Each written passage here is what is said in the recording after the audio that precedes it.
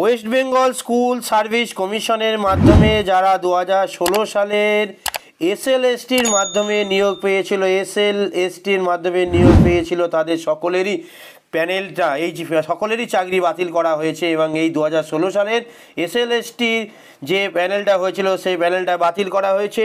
আমাদের প্রত্যেকেরই জানা আছে যে প্রায় 25,000 প্লাস, টোটাল সংখ্যাটা হচ্ছে 25,753 জন টিচার এবং শিক্ষক শিক্ষিকা 9, 10, 11, 12 এবং গ্রুপ সি গ্রুপ ডি নিয়ে সকলের চাকরি বাতিল করা হয়েছে। তারা কোনো মতেই ভোটের ডিউটি বা ইলেকশন ডিউটি করতে পারবে না, তেমনই নির্দেশ দেওয়া হয়েছে।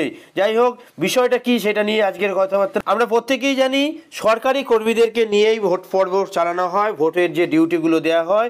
এই যারা তার মধ্যে আছে এই 9, 10, 11 এবং 12-এ যারা টিচার্স আছেন, 11, 12-এ যারা টিচার্স আছেন তারা অনেকে, তাদের মধ্যে অনেকে প্রিসাইডিং অফিসার হয়েছেন বা প্রিসাইডিং অফিসার ছাড়া ফার্স্ট পোলিং, সেকেন্ড পোলিং বা ইত্যাদি বুথ কর্মীগুলো তারা হয়েছেন এবং লোকসভা নির্বাচনে তাদের ভোটের ডিউটি এসেছে।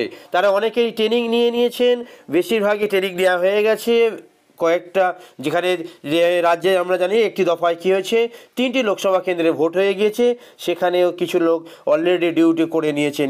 কিন্তু এখনও 6 দফায় আরও 39টি কেন্দ্রে ভোট গ্রহণের বিষয়টি বাকি আছে। কর্মী হিসাবে অলরেডি তারা নিয়োগ পেয়েছেন, ঠিক আছে, ইলেকশন কমিশনের তরফ থেকে। তাহলে এই ভোট কর্মীদের সংখ্যাটা কিভাবে ফিল আপ করা হবে?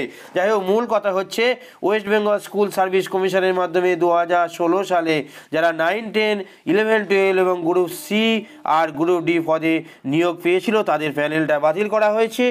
এবং সেই বাতিল প্যানেলে যেহেতু তাদের চাকরি বাতিল করা হয়েছে, তাই তারা কোনো মতেই কী করবে, তাদেরকেই বলা হয়েছে তারা ইলেকশন ডিউটি করতে পারবে না।